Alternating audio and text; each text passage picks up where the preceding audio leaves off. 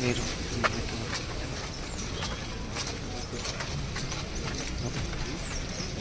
లోపల వదలం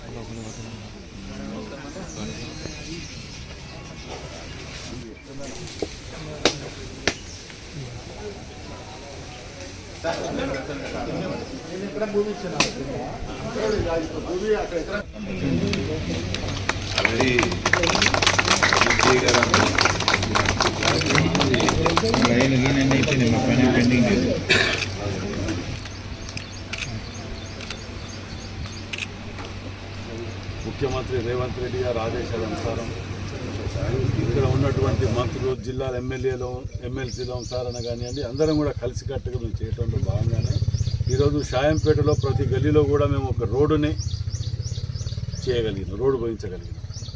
మరి ఇవాళ 31వ డివిజన్లో, ఇదే డివిజన్లో పోచమ్మ అనగానే షాయంపేటలో చాలా ఘనంగా జరుపుకుంటుంటాం.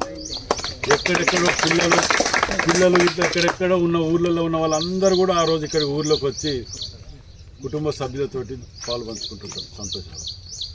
మరి పోచమ్మ దగ్గర ఉన్నప్పుడు గతంలో బసవరాజు సారన్న గారు ఉన్నప్పుడు వేసిన రోడ్డు తప్ప ఇవాటి వరకు మళ్ళీ వేసిన దాఖలు లేవు.